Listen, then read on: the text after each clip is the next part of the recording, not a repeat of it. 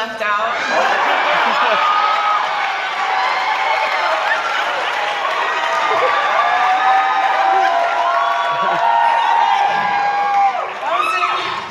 I was in Palo Alto and like flying, and then everything. It was like the plane was delayed for some gas thing, and then I landed here and the driver wasn't there, and I was like, what's happening?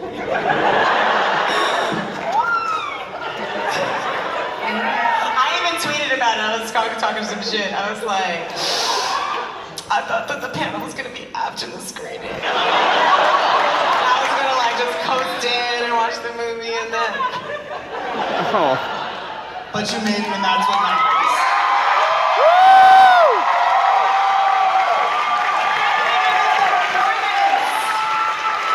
I saw a video. My mom's out here somewhere talking to fans.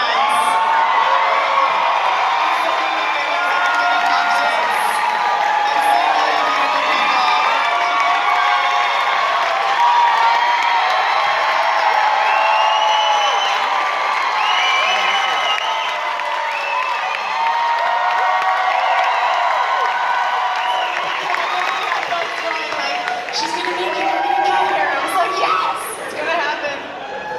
Well, welcome. Go team. You're so happy, and I have no idea. This is the first time the three of you have been together since when? A long time. Josie, Pussycats Reunion. No, but like really a long time. Like individual, like pretty much, but like press and like. Three of us, yeah? Yeah. Yeah. Well, no, not just the premiere, but we did a bunch. Like we went to Cancun for something. No, we hung out a couple times. Like I remember going to a party, there was some like thing, and then I remember like you almost got in that weird car accident when we were hanging out that time. It was crazy. Whatever. It's crazy. Whatever. It's cool. Just leave it in the past. It's fine. Hey, we're here. Yeah, go team. We all survived. We're all here. And you went blonde again. You know her, she was wearing... And it's a long story. No, it's beautiful, but when we were filming, they kept dyeing her hair red and she was not having it because it was terrible.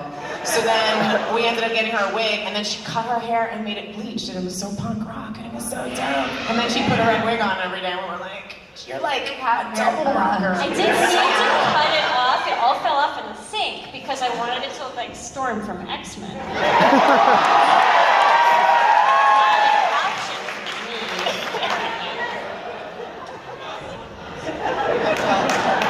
Rosario, I wanna ask Try things, just try it. I asked you, everybody's talked about their first impressions of this movie. I mean, what is it about Josie and the Pussycats that you think has made it so enduring for everyone in this room and everyone else who couldn't make it tonight for 16 years? I mean, talk about visionary. There's been so many moments where I remember like years back now, but there was some concert I was hearing about that Britney Spears was at, and she literally had people chanting Pepsi and spelling it out. It was like, give me a P and an E, and like a whole thing. This is pre-Pepsi revolutionary, obviously, but.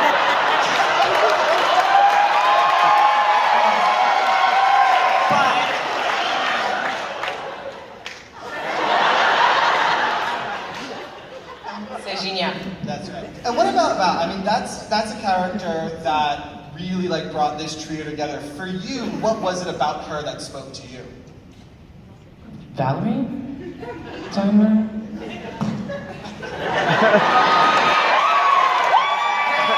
Come on. It was so amazing. I mean, it was, you know, I loved the comics, I loved the show, I loved the music that we were coming up with and the collaboration. I loved the duo, the dynamic duo who was coming together, which also doesn't happen very often. And just the vision for it and the understanding of like not just making an homage, but trying to make a really great movie about pop culture and about music and about musicians and about the environment and the media and everything. Like it was a very particular moment in time. And I think they had almost an approach that felt like an indie film perspective, but in a big commercial which made sense because it's indie music, it's an indie little punk rock band, and it was cool to have that sensibility brought to life in this space that allowed it, the exploration of it, and it was just really dope and really smart, and I got to hang out and work with these wonderful ladies. And just, I was 21 and I was just like, this is so fun. And we just had a blast. I'm so sorry, I totally didn't, I was talking about me, what were you saying? What? How we shared a bus pass. Yeah. By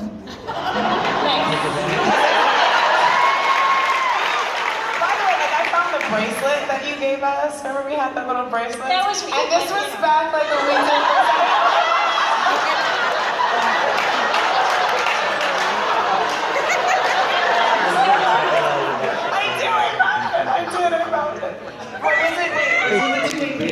If you guys want to talk, do you mind whispering? Do you mind whispering if you're going to talk, please?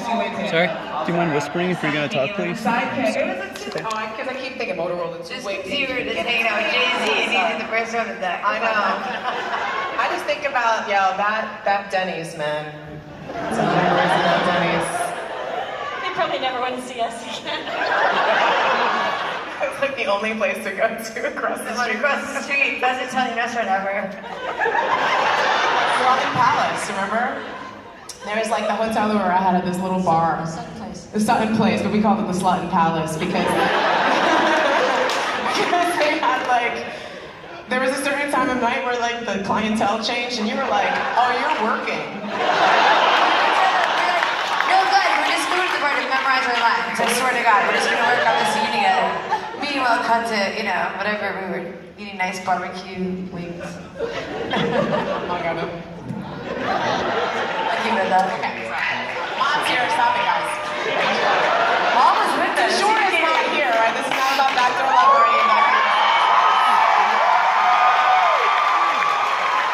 Now that Rosario brings it up, I have to. How did you get the song "Backdoor Lover" into this movie?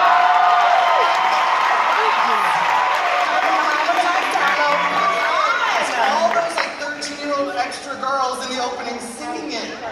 Double entendre. When you looked and you saw the Backstreet Boys and NSYNC, it was like some of them are doing it. Like there's just so there was always one like ambiguous guy in the group who's really in love with someone else. And honestly, we were like, let's write the dumbest lyrics anyone could possibly write. Like, nobody rocks the mic like du jour. Ride on your motorbike with du jour. That's perfect. We don't need to. It's just go with it. And Kenny got these two guys. There's two guys who came in and sang all four parts. And I wish I remembered their names. They were flawless. One of them was saying Brains. Yelling at me. Brains, yes, with a C.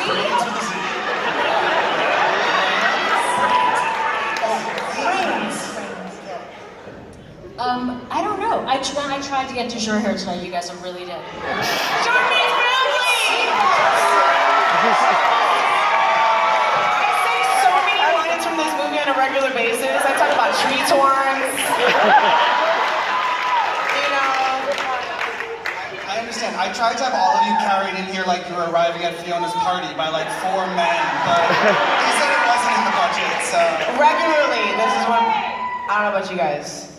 So pretty and popular. Once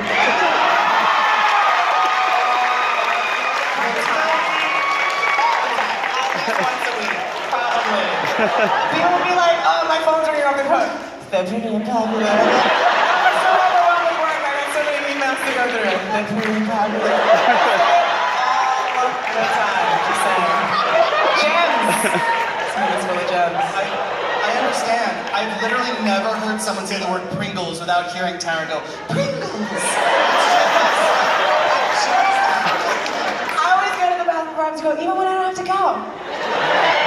Alright, sometimes I feel like I'm in this suit and at that room and this suit all at the same time.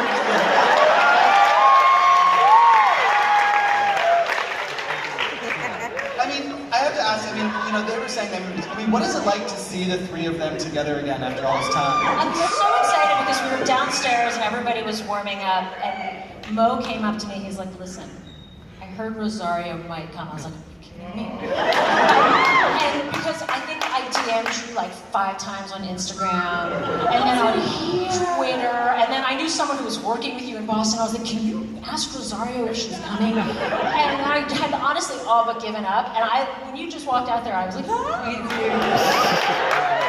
This is like the weirdest, insane moment. I have not taken this kind of time off in like multiple years, but I was in Africa, just so you guys know, I'm sorry, we're catching up. I was in Africa for a month in like 3 different countries, and then Burning Man, and then I was in Esalen, and I was taking on my immigrations course. So basically this summer has been about 6.5, almost 7 weeks of like no reception.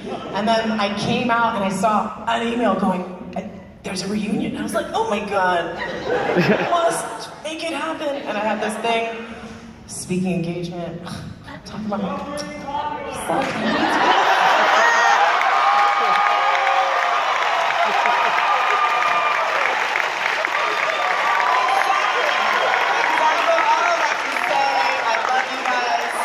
we moved heaven and earth to be together. I love you. I'm glad you guys talked slow, or you guys went over, or whatever happened. Yeah, you never know what Well, movie supposed to today. be I off think the it's stage never already. like that. I literally actually put out a tweet that was like a little shitting, like, I thought it was gonna happen. Sad face. And I did. I was like, so, Brandon, love you. Well, I feel like I want to ask you what it is about these people and this movie that made you amazing race your way here tonight.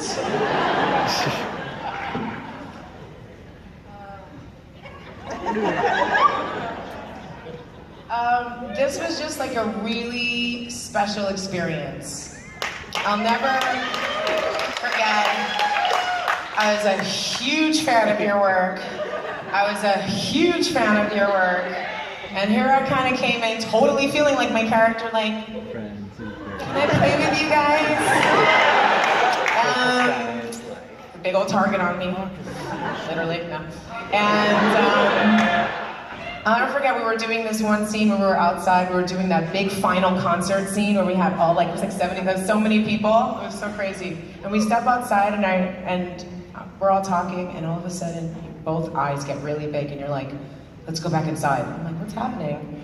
Because there was just all these extras were around, and they were just touching my ears, like cat ears, and tugging at my tail and playing with the sparkles in my hair, and they were like, yeah, this is weird. And I wasn't paying any attention because I just thought it was hair and makeup. Like, because I'm too busy like enraptured in anything, like we're in conversation, like we're hanging out. And they're like, no, let's go back inside.